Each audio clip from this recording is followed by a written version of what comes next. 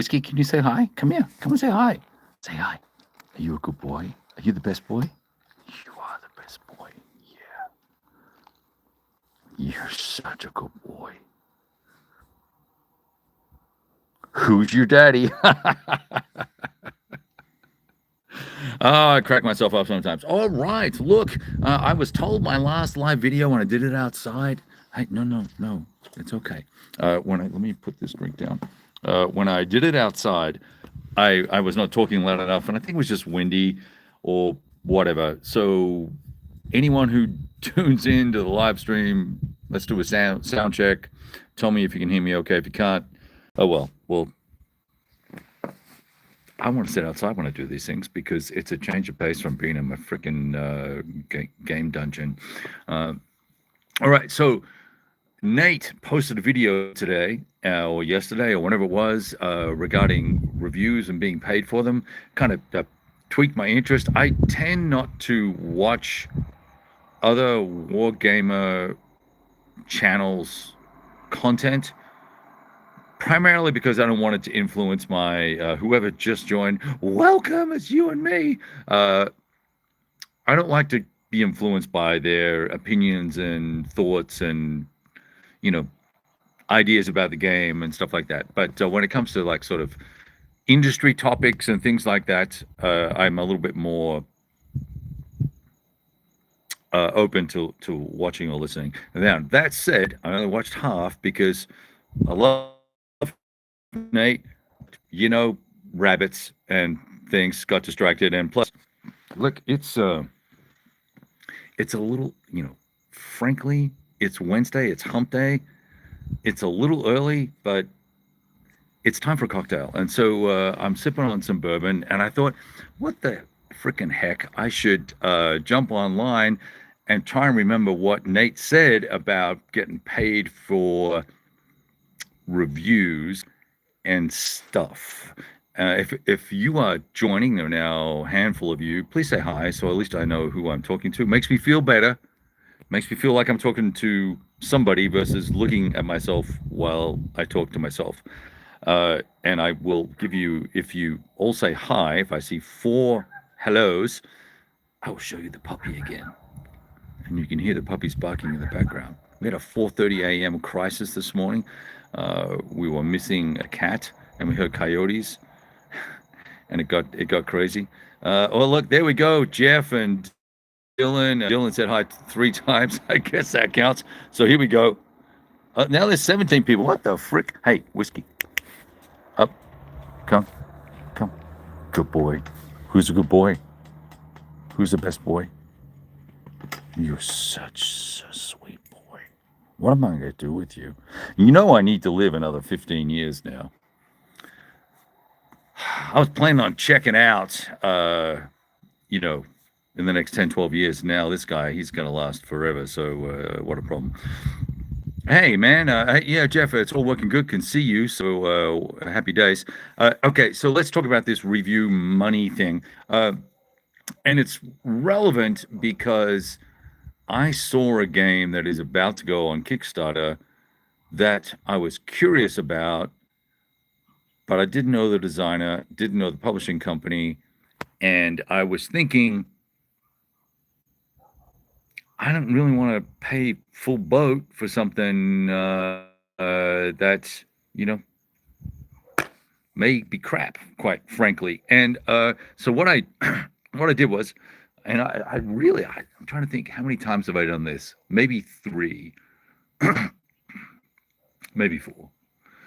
I sent them an email and said, hey, look, would you offer a discount for a review copy of the game, either a preview copy or something of some nature where I can get access to the game for less than retail, and that might help you raise, help you Kickstarter. You can use the video however you want.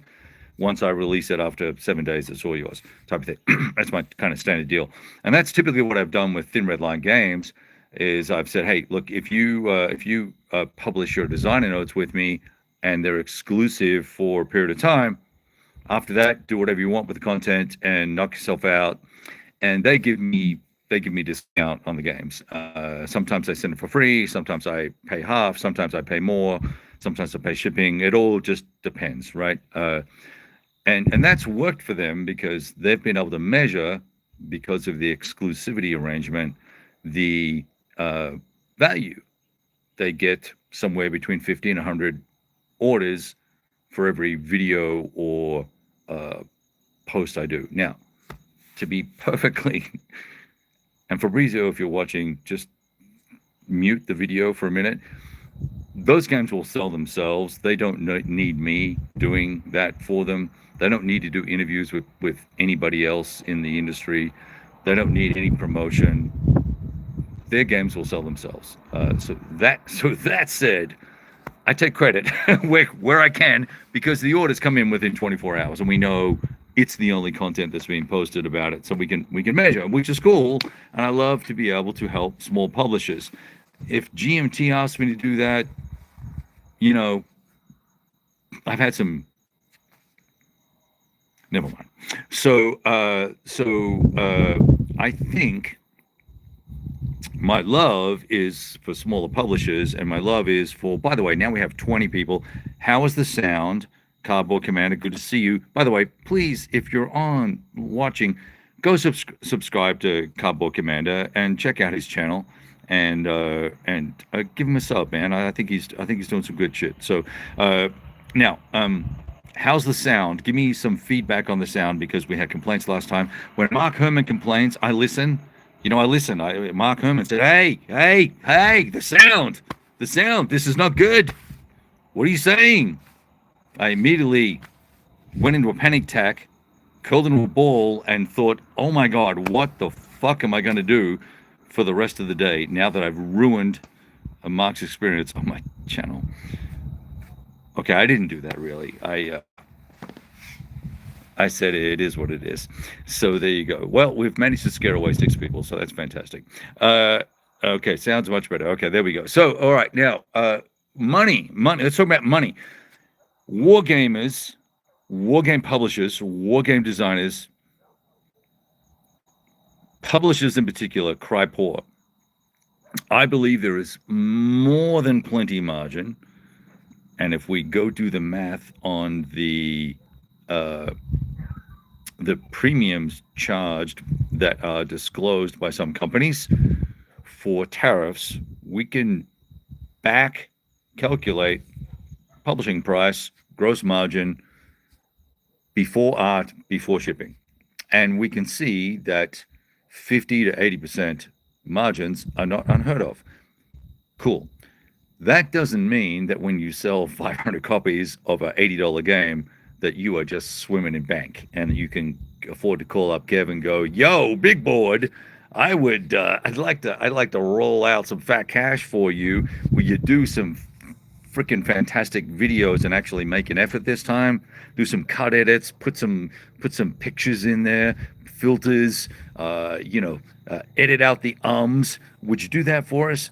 They don't have that sort of cash. And so wargame companies are pretty much lean and mean, and 80% of them ignore me anyway. So I don't have this problem of having to worry about who pays me or who gives me money, because none of them give me money. Some, as Nate mentioned very eloquently, will provide us with a free slash complimentary slash thank you for the effort a game for the videos or the coverage or the write-up or whatever it may be.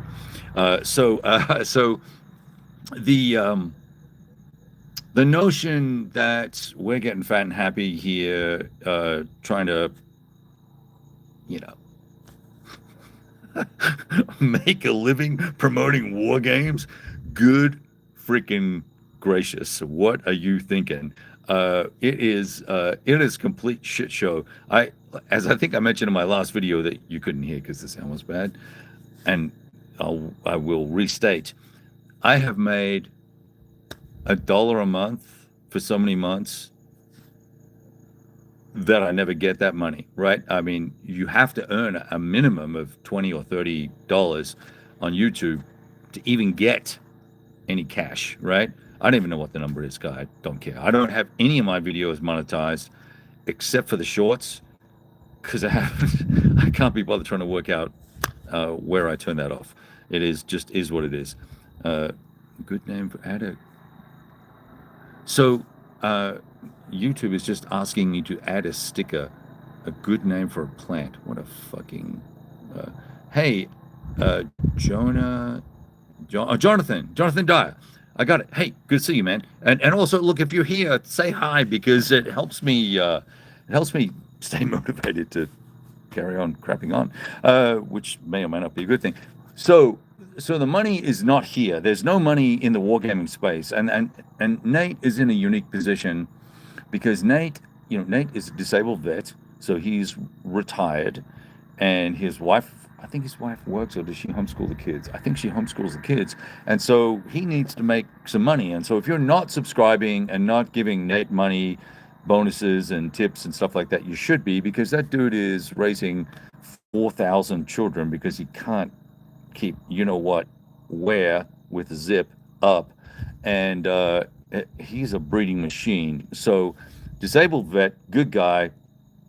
I think between me, and him, I think he has way more subscribers than me. So go subscribe and take care of him and donate and help him make money. My point about that is he crosses a boundary between board gaming and digital gaming, and so he's doing a lot of digital gaming.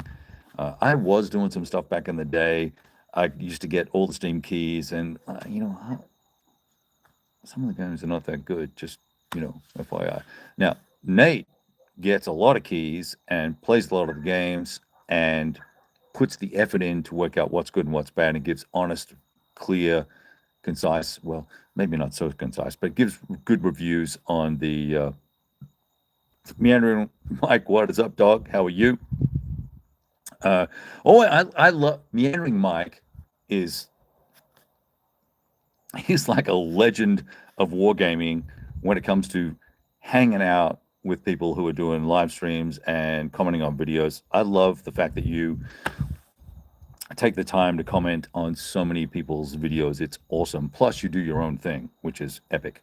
Anyway, getting back to the money. So Nate's in that unique position where he's crossing the boundary between digital and physical, and doing both. And so I think when he gets into the digital, then he gets into kind of you get a lot more people watching, you get a lot more views, you get a lot more snarky comments, and he's been getting some comments on his reviews and observations on games. In that, hey man, you're clearly biased because you're getting paid to do the reviews. I know for a fact that he doesn't get paid for the reviews. I know I don't get paid for the reviews. I have never received a dollar bill from anybody for doing any reviews. I absolutely have received either discounted or complimentary games.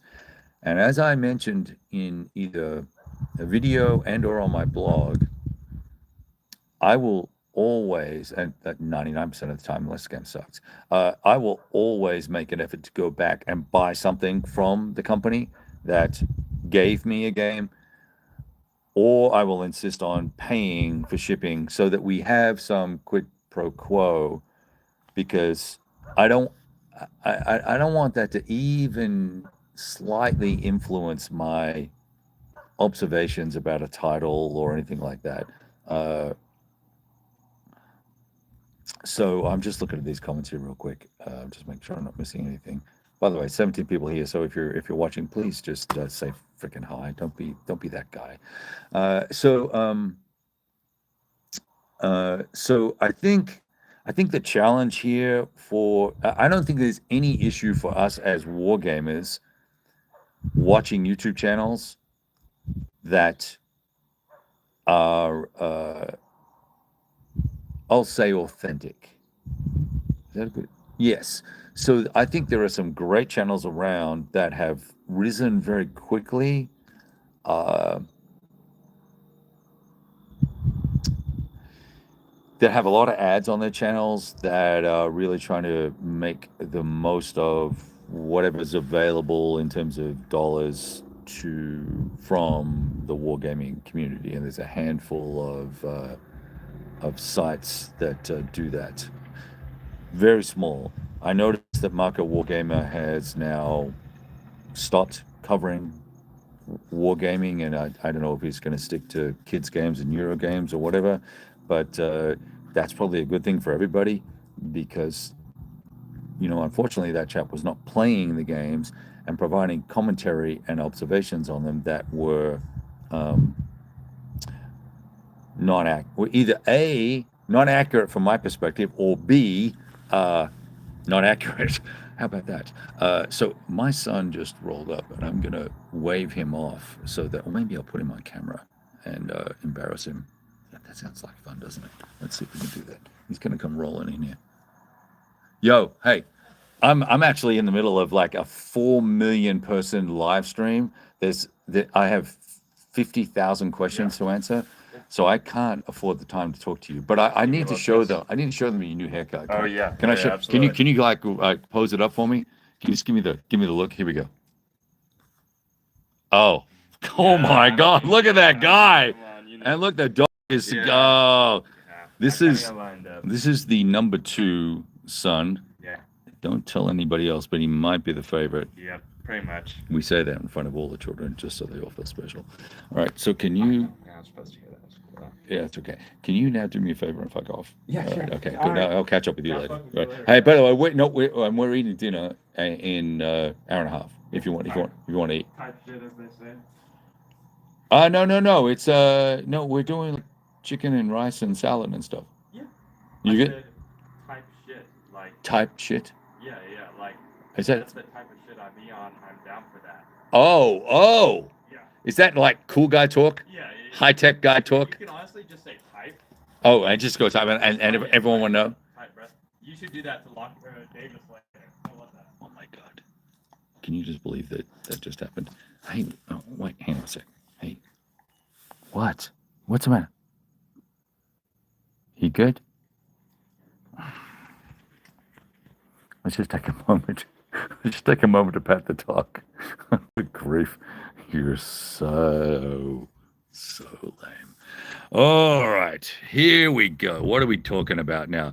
I wish there was a problem with wargame contributors having secret content issues. Yeah, exactly. Good point, Relva. I like that. So Meandering Mike is giving me a scoop. So all videos 3 weeks ago. Fan-frickin-tastic. That's a boon for the community in general, especially for wargaming. He and I got crosswise, but that's a thing. Yeah, Sean, streaming consciousness, it's a thing. Hey, Jonathan Dyer, here's the cool thing about my blog, bigboardgaming.com. You can find it. It's there. It's a WordPress site. I don't do much on it anymore. I don't have the time to dig in and do as much writing as I want to. I'm trying to come up with a new format of writing that will be a little bit more stream of consciousness, because I'm going to transpose recorded commentary into written commentary and then insert images and stuff like that. But the blog has, I think 5,000 posts on it. I mean, if you go back, it's been there 10, 11 years. At one point I was doing a post a day, and then it went down to 3 posts a week, and now it's weekly or monthly at best, and it's a lot of resharing of the video stuff. So if you follow YouTube, you're getting 98% of the content, and I think most of you guys know that I have a Substack as well, where I write narrative stuff, and I want to put that behind a paywall to make it pay, but the writing's so bad that I can't do it yet. So, although I have had 2 authors compliment me on 1 or 2 stories that actually worked out, but other than that, everything is free. All right, so where were we? I see there's more comments. Yeah, I think there's 5,000 posts. I mean, the last time I checked, there was 5,000. I think I posted a video a couple of years ago of a high-speed scroll through. I was using do I really want to go down this rabbit hole? At one point with WordPress, you could link to everything, and I could post once and repost everywhere. I could post to Tumblr, Facebook, um, places, X, Twitter at the time, and I could get all my content out with one post. And then, of course, once you do that for a year, they go, "Oh, you need to pay $12.99 a month to do that," or whatever it is. You want to see how much traffic you have, you got to pay $29.99 a month. So it became onerous. And at one point, I had a Tumblr page, which used to be a cool place, and now I think it's basically got a lot of porn on it. But but it would highlight the icon of the post. And so I did it was like a 5 minute high speed video of all the posts. And that was a couple of years ago. So that was 3 or 4 thousand posts then. So there's a lot more there now. So anyway, it's a load of bullshit. No one cares.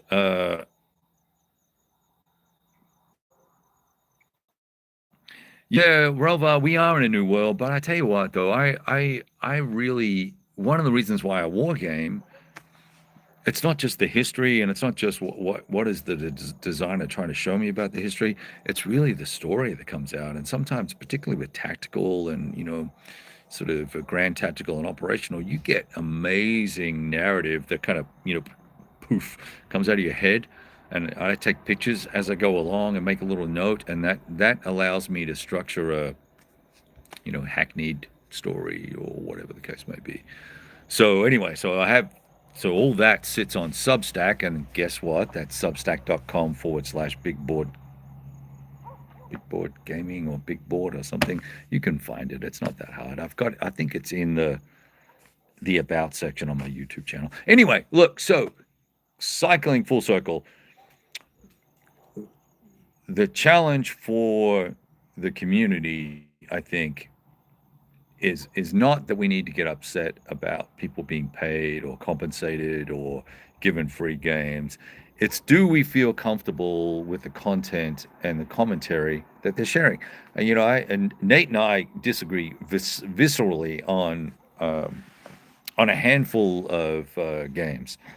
He loves all the special dice with the little icons on them and all that sort of stuff, and I think it's stupid slash gay, and that's GHEY, not GAY, by the way, just in case you think I'm being insensitive.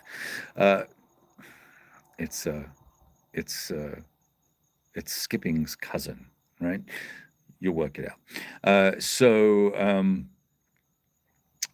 The I don't think.